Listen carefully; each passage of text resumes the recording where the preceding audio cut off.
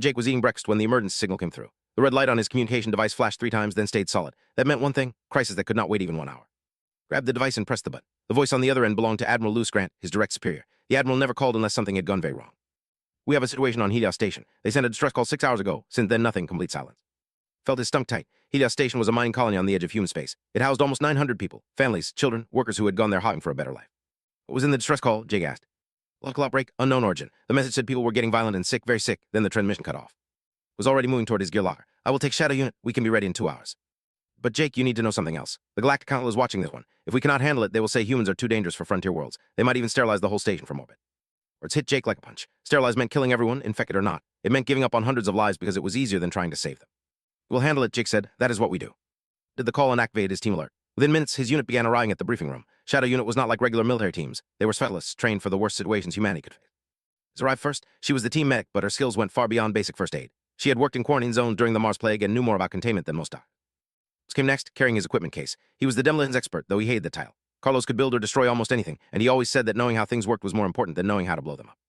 Walked in while checking 3 different datapads at once. He was their communication specialist, but that simple title did not capture what he really did. Could hack into almost any system, break almost any code, and find information that others thought was hidden from him. This came Melissa Grant, the team's biohazard expert. She had studied xenobiology at the best schools Earth had to offer. If something alien was making people sick, Melissa would figure out what it was and how to decide. Waited until everyone sat down, then activated the holographic display. An image of Helios Station appeared, rotating slowly in the air. Hours ago, this station sent a distress call. Biological outbreak, unknown source. Since then, complete communication blackout. Our mission is simple: get in there, find out what happened, and save as many people as we can. "What do we know about the outbreak?" Melissa asked. "Much. The last message meant violent behavior and rapid physical deterioration. People were attacking each other. Some were dying within hours of showing symptoms." "Oh, that does not match any human disease I know. Nothing spreads that fast and causes that kind of aggression." "Would it be engineered?" Carlos asked. "Like a weapon?" Well, Jake said, "But there's another option. Helios Station sits on a planet we have only been mining for 8 months. The place has alien biology, simple stuff, mostly microorganisms, but we do not know everything down there yet." Up from his datapad. I pulled the station records. They have a xenobiology lab, small team, maybe 6 researchers. They were studying samples from the deep mining operations. "Something from the planet got loose," said. "We will know more when we get there." Jake switched the display to show their ship. "We leave in 90 minutes on the Aurora. Travel time is 3 days. Use that time to study everything we have on Helios Station. Layout, systems, personnel. I want to know that place better than our own homes." "What are the rules of engagement?" Carlos asked. It was a good question, the hardest question. Save who we can save, but our primary mission is containment. If this thing can spread, we cannot let it leave that station, no matter what. Team understood. They had all made hard choices before. That was why they were in Shadow Unit. The next 3 days aboard the Aurora, they studied and prepared. Melissa spent hours analyzing the limited medical data from the station. The more she looked at it, the more worried she became. "Infection pattern does not make sense," she told Jake on the second day. "Look at this timeline. The first case appears in the xenobiology lab. Within 4 hours, 12 more cases in the same section. But then it jumps to the residential area, skipping 2 and higher levels. Diseases do not move like that." "What does move like that?" Jake asked. "The intelligent, something that knows where to go to find more hosts." Thought made Jake's blood run cold. A disease was bad enough. An intelligent disease was a nightmare. The third day, they approached Helios Station. Tried every communication frequency. Nothing worked. The station was silent. It was not dead. Sensors showed power still running in several seconds. Life signs detected, though scattered and faint. The exterior looked wrong. Several airlocks showed signs of emergency venting. Some seconds had been deliberately exposed to the vacuum of space. "One tried to stop the spread by venting infected areas," said, studying the damage. "That is a desperate move." "Means someone was still thinking clearly enough to fight back," Jake said. "That gives us hope." Stood up in full containment gear. The suits were heavy and uncomfortable, but they were the only thing between the team and whatever had killed hundreds of people. Each suit had its own air supply, built-in metal sensors, and enough armor to stop most small arms fire. Checked his weapon one last time. It was loaded with specialized ammunition designed to stop threats without rupturing containment suits. He hoped he would not need it, but hope was not a strategy. He said to his team, "We do not know what we are walking into. Stay together, watch each other. If anyone shows any symptoms, any at all, you report it immediately. Understood." Voices I heard in unison, "Understood." Or moved into position next to the station's auxiliary airlock. It was a service entrance, less likely to be crowded with infected if the main areas had fallen. Worked on the airlock controls while the rest of the team formed a defensive perimeter. Lock is responding, said, "Whoever vented those sections did not damage the backup systems. We can get in." Lock door opened with a hiss of equalizing pressure. Beyond it lay darkness, broken only by the red glow of emergency lighting. Jake activated his helmet light and stepped forward. Emergency lights painted everything red. Jake led his team deeper into Helios Station, their boots making soft sounds on the metal floor. Every shadow could hide danger. Every corner could be a trap. On a wall panel trying to access the station's computer system, his fingers moved fast across the interface. "The main computer is still running. Most of the data is intact. I should be able to pull up station logs and security footage." Jake said, "Carlos, watch our backs. Melissa, start scanning for biological hazards." Activated her specialized equipment. The device in her hands could detect everything from bacteria to complex alien organisms. She moved it slowly through the air, watching the readings carefully. "Picking up trace amounts of something unusual," she said. "Not a standard pathogen. The molecular structure is strange, part organic, part something else." Something else asked, "What does that mean?" "Do not know yet. I need better samples."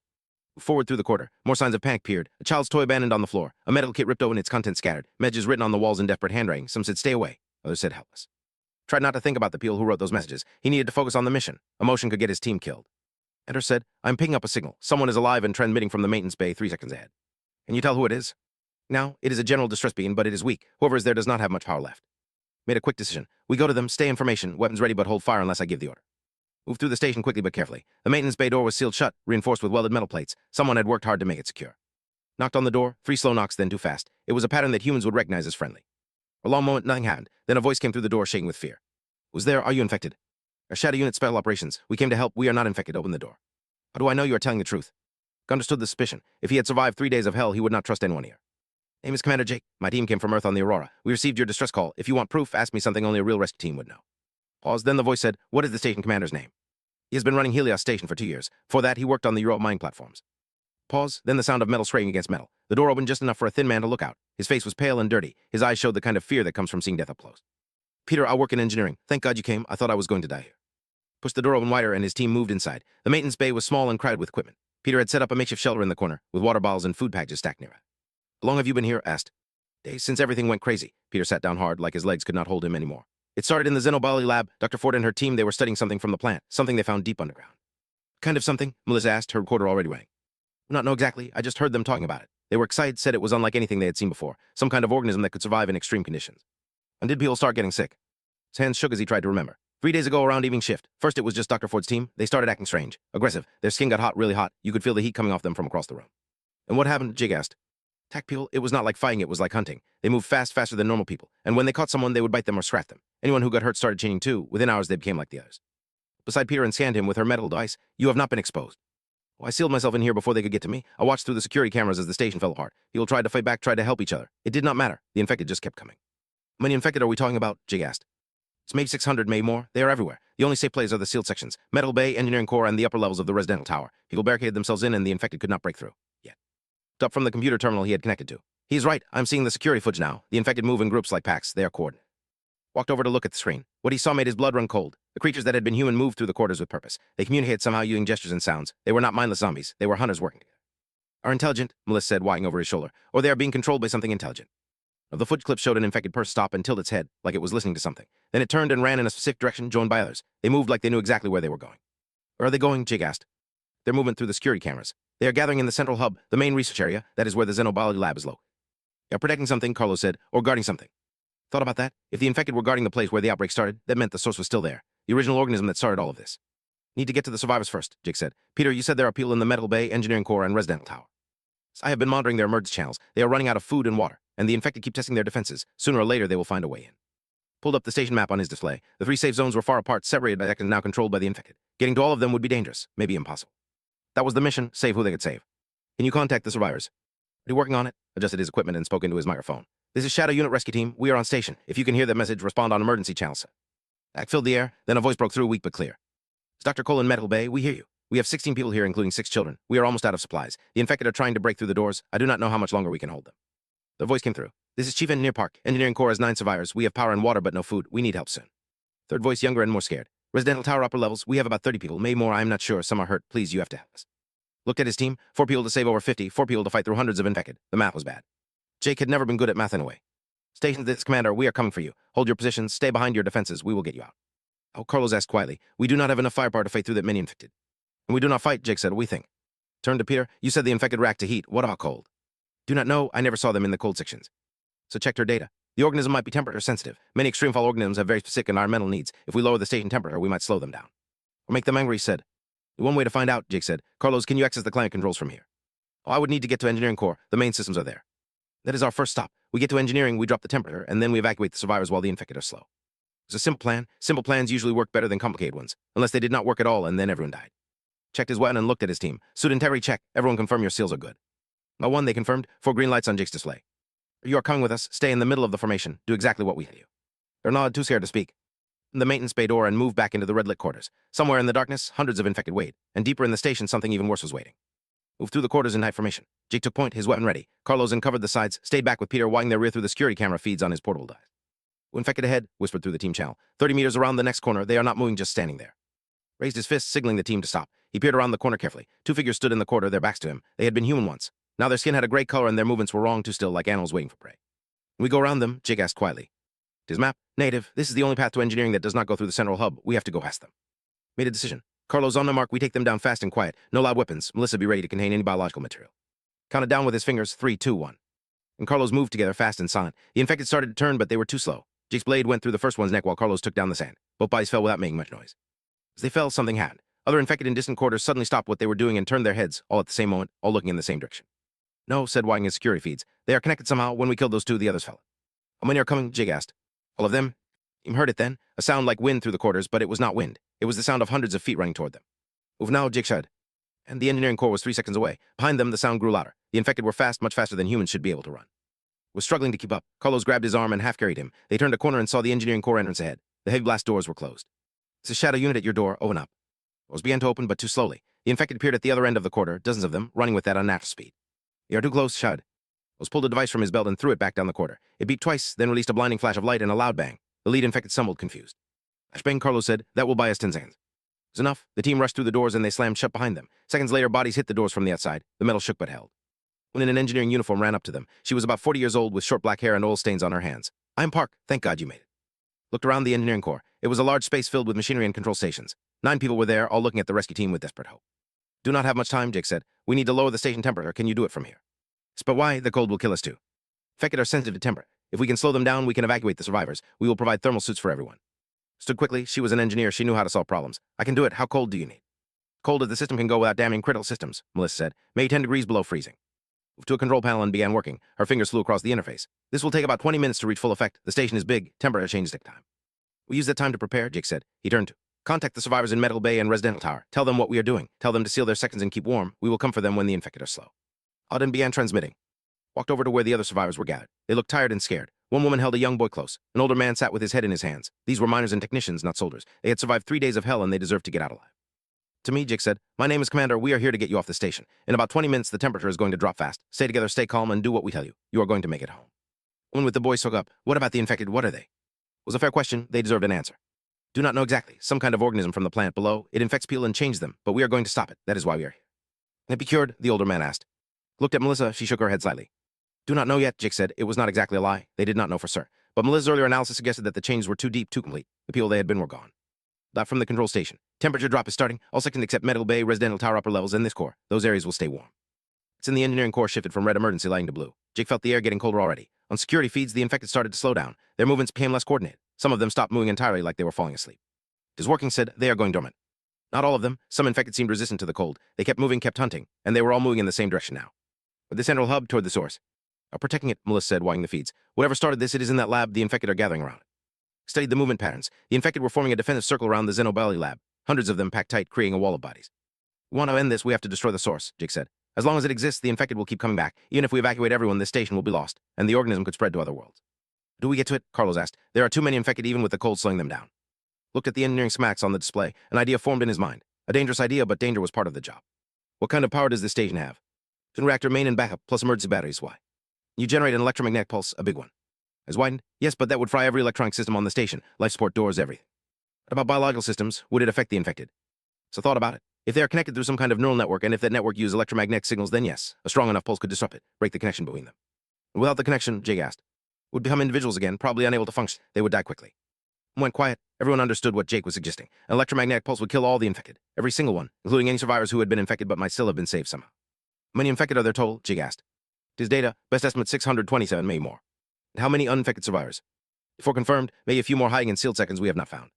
That was brutal. Kill 600 to save 50, but those 600 had already been killed. They had families, friends, lives. There has to be another way, said. We cannot just kill them all. We do not. The organism could escape, Melissa said quietly. It has learned about humans now, about our technology, our ships, our other colonies. If it gets off the station, it could spread across human space. Billions of people at risk. Closed his eyes for a moment. This was the weight of command, the improbable choices, the math that turned people into numbers. Opened his eyes and looked at his team. We evacuate the survivors first, all of them, get them onto the Aurora and safe, then we come back for the pulse. We'll give the infected time to adapt, Melissa warned. They might find a way around the cold. Oh, but we do not kill until we have saved everyone we can save. That is who we are. Team nodded. They understood. This was not just about completing the mission. It was about staying human while fighting something inhuman. How long until the temperature is at minimum? Jake asked. 15 minutes. We have 15 minutes to plan the evacuation. Plot the fastest routes to Metal Bay and Residential Tower. Carlos, check our equipment. We need thermal blankets for all survivors. Prepare medical support. Some of those people will be in bad shape. Moved into action. Jake stood for a moment looking at the security feeds. The infected were gathering around the central hub, protecting their source. They did not know they were about to die. They probably did not know anything anymore except the drive to protect and spread. Walked up beside Jake. Commander, in the Metal Bay, there is a woman named Susan. The temperature continued to drop. Jake watched the security feeds as more infected went dormant. They simply stopped moving and stood in place like statues. But the ones still active had gathered into a massive group around the central hub. Hundreds of them protecting something. Has reached target level, announced. -15 Celsius in all unbracketed sections. The infected should be significantly slowed.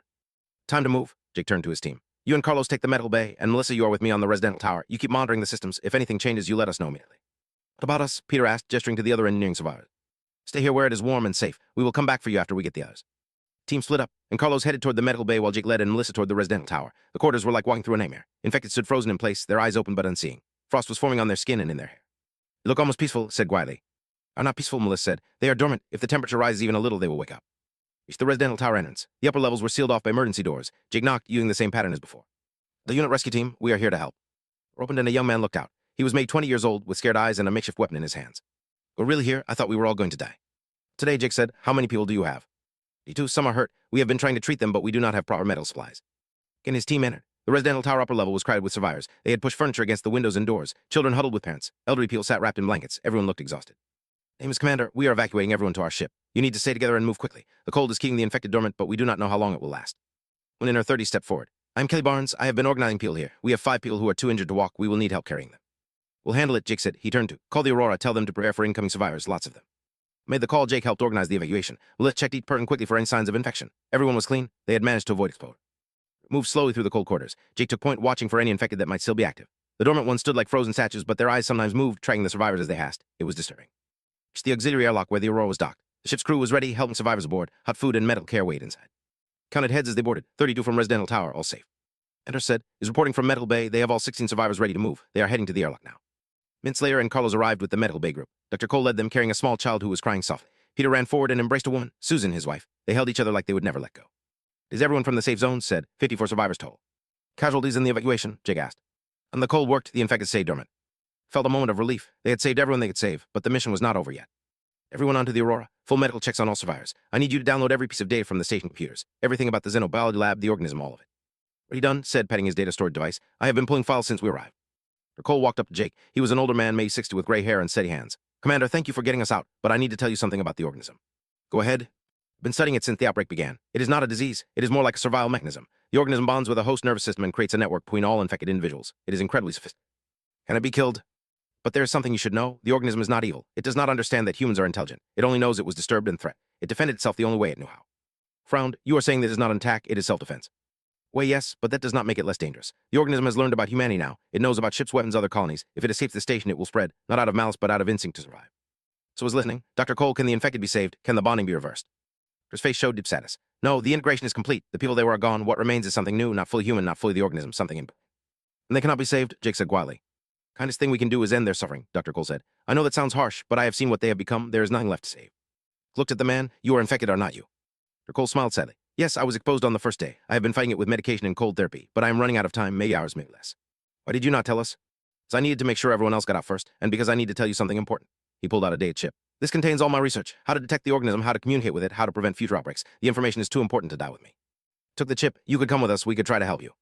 There's no help. I know that better than anyone, but I can still do one last thing. The source of the organism is in the central hub. The infected are protecting it because it is the core of their network. If you destroy it, the network collapses. The infected will die quickly with. How do we destroy it? Electromagnetic pulse mentioned, but it needs to be triggered from inside the hub at the center of the network. Someone has to go there and activate it manually. Someone would die in the blast, Carlos said. As Dr. Cole said simply, but I am dying anyway. Let me make it count for something. Felt the weight of what the doctor was offering. Sacrifice. One life given willingly to end the nightmare and save countless others. Doctor, you do not have to do this. Yes, I do. This outbreak happened because we did not respect what we found. We treated the organism like a curiosity instead of a living thing defending its home. My research can prevent this from happening again, but only if someone stops it here now. Looked at his team. They all understood what was being asked. We'll go with you, Jake said. My team can help you reach the hub. Oh, you need to get the survivors far away from the station. When the pulse triggers, the explosion will be significant. Your ship needs to be at a safe distance. We will send the Aurora away, and we stay with you. Cole shook his head. Commander, you are needed alive. Your report to the Galactic Council, your testimony about what happened here that matters. I'm just an old scientist who made mistakes. Let me fix them. Jake could argue. The doctor walked over to Susan and Pierre. He spoke to them quietly, then to the other survivors, saying goodbye. Jake aside, we cannot let him go alone. No, but he is right about getting the survivors clear, and he is right that we need to survive to report what happened. So what do we do? Made his decision. We help him get to the hub. We make sure he can trigger the pulse, then we get out before it blows. That is cutting it very close. That is the job. Dr. Cole returned. I'm ready. Let us end this. Gave orders. Aurora, you are to undock and move to safe distance. Minimum 100 kilometers. Carlos, you go with them. Melissa and I will escort Dr. Cole to the central hub. Wait, Carlos said. We are a team. We stay together. That is an order, Carlos. It is an order we are refusing, said. We go together or not at all. Looked at his team. They had worked together for years, saved each other's lives more times than he could count. They were not just soldiers, they were family. And we all go, but we move fast and we do not take unnecessary risks. Understood. Understood. We're undocked, carrying the survivors to safety. Shadow Unit and Dr. Cole walked back into the frozen hell of Helios Station. The infected still stood dormant, but their eyes followed the team as they passed. Reached the entrance to the central hub. Beyond it, hundreds of infected waited, packed so tight that there was barely room to move between them. They were all dormant, but the temperature was rising slowly. The station systems were trying to maintain normal client levels. "Now trigger the pulse. You will have made 90 seconds to get clear," Dr. Cole said. "The electromagnetic buildup creates radiation that will fry anything electronic, including your suits." "How far do we need to be?" Jake asked. "At least 3 seconds away, maybe 4 to be safe." Looked at the distance. They could run it, probably. "You're ready when you are, Doctor." Dr. Cole smiled. "Thank you for this, for everything." He walked into the central hub, moving between the frozen bodies of the infected. Jake and his team stayed at the entrance, weapons ready, watching for anyone. He disappeared into the mass of infected. For a moment, there was only silence. Then they heard his voice one last time over the radio. "What it is worth, I think humanity deserves to be among the stars. We make mistakes, but we learn from them." The numbers counted down on Jake's display. 90 seconds. That was all the time they had to get clear of the blast zone. "Move now," Jake said. He ran. Behind them, they heard a sound like wind rushing through the quarters. The electromagnetic pulse was building, charting up. The air itself felt wrong, heavy with energy. 50 seconds. Sprinted past the dormant infected. Some were starting to move again, their bodies responding to the rising temperature. Fingers twitched, eyes blinked. The cold was losing its hold. 45 seconds. Carls yelled. They turned a corner and nearly ran into a group of infected that had fully awakened. The creatures moved to block their path, but threw another flashbang. The bright light and noise confused them just long enough for the team to psh. 30 seconds. His lungs burned. His legs felt like they were on fire, but he kept running. They all did. Behind them, the hum of building energy grew louder. It sounded like a storm about to break. 15 seconds. Reached the auxiliary airlock. The Aurora was waiting just outside, its engines running hot. The ship's crew had disobeyed orders and stayed close. 10 seconds. They threw themselves through the airlock. It sealed behind them with a heavy clang. Jake grabbed the emergency release and the outer door blew open. They tumbled into the Aurora's cargo bay. 5 seconds. "Get us out of here," Jake screamed into his radio. Aurora's engines roared to life. The ship pulled away from Helios Station, accelerating hard. "Zero." Electromagnetic pulse detonated. Light erupted from the station's central hub, bright enough to blind. The wave of energy spread outward in a sphere, hitting every infected simultaneously. Through the Aurora's rear cameras, Jake saw them all collapse at once. 600 bodies falling like putts with cut strings. Let's hit the station systems next. Every light went dark, every computer shut down, life support failed. The station went completely dead, a floating tomb in the darkness of space. Aurora kept accelerating, putting distance between itself and the station. Jake and his team pulled off their helmets and breathed hard, trying to recover from the run. "Is everyone okay?" Jake asked between gasps. His team confirmed, bruised, exhausted, but alive. "Dr. Cole," Melissa asked quietly. "Check the data readout. No life signs detected anywhere on the station. The doctor had known what he was walking into. He had made his choice." "Saved us all," Jake said. "We will make sure people remember that." Next few hours were a blur. Medical checks on the team and all survivors. Reports to command, debriefings with multiple departments. Jake barely remembered it all. He was tired. There was one call he had to make, a direct transmission to the Galactic Council. It appeared on the screen. She was from a species that looked vaguely reptilian, with careful eyes that had seen many worlds rise and fall. "And we have been monitoring the situation. Helios Station is dead.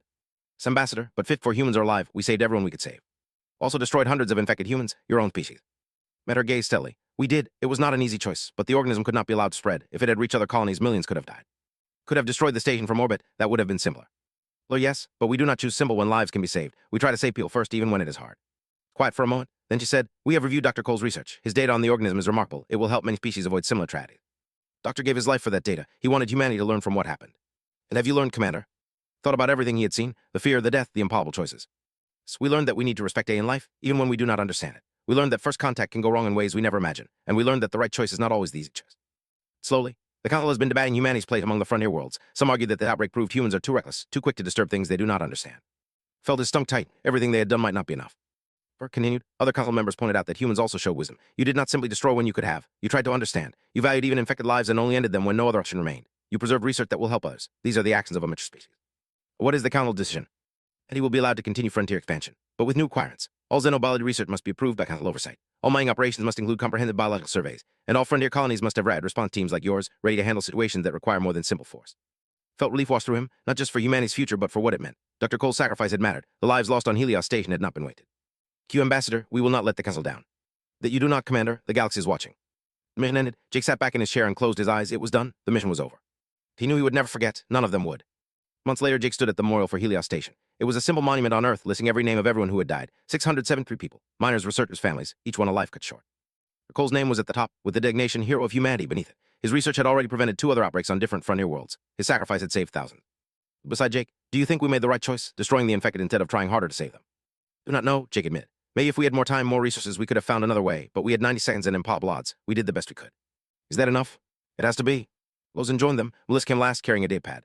Finished the final report, she said. Every detail of what happened, what we learned, how to prevent it from happening again. Will people read it? Asked. Will, the ones who matter, the ones who make decisions about frontier expansion. Melissa looked at the memorial. Dr. Cole wanted us to learn from this. I think we did. Thought about the Galactic Council's words, about humanity earning its place among the stars not through strength, but through wisdom, through the willingness to make hard choices while still trying to do right. Going back out there, he said. Command has new missions for Shadow Unit, more frontier stations, more unknown situations. Of course they do, Carlos said. Someone has to be ready when things go wrong. You okay with that? Jake asked, after everything we saw. His team looked at each other, then spoke for all of them. Did not join Shadow Unit because it was easy. We joined because someone has to stand between people and the nightmares. Someone has to make the hard choices. That is who we are. Felt proud of his team. They had faced hell and come out the other side still believing in the mission, still willing to fight. We keep going, he said. We keep learning, we keep trying to be better for Dr. Cole, for everyone we lost, for everyone we might save next time. Stood together at the memorial as the sun set. The names of the dead glowed in the fading light, a reminder of the cost of reaching for the stars. Also a reminder of why humanity kept reaching anyway. It's out there in the darkness, among the alien worlds and unknown dangers, there were people who needed help. And Shadow Unit would be there, ready to face whatever came, ready to prove that humanity belonged among the stars. Because they were stronger than everyone else. Because they were willing to learn, willing to sacrifice, willing to choose command over convenience even when it hurt. It was the real test of being ready for the frontier. Jake and his team had passed it. He walked away from the memorial. Jake received a message on his dice. A new mission, a distress call from a mine colony on the edge of explored space. Something unknown was happening. People were in danger. Looked at his team. They were already moving toward the ship. Because that was what they did. That was who they were. The unit, humanity's answer to the impossible questions. They were ready for whatever came next. Stars weighed, the frontier called, and they would answer. Ways we try to be better, that is all anyone can ask. And the countdown began. Is my wife, please, when you get there, make sure she gets out. Looked at the engineer. We will get everyone out, I promise. It was a promise he intended to keep, even if it meant making the hardest choice of his life afterward. Jake had made a promise to the survivors. He was going to keep that promise no matter what it cost. The unit, we are going in, stay sharp. Moved through the airlock into Helios Station. The corridor beyond was empty, but it told a story. Personal items scattered on the floor, bloodstains on the walls, claw marks, deep gouges in the metal that should not have been possible for human hands to make. Thing had happened here, something terrible. Somewhere in the darkness of the station, it was still happening. Moved forward, his team behind him, ready to face whatever horror weighed in the shadows. They were humanity's last hope to prove they belonged among the stars. Failure was not an option.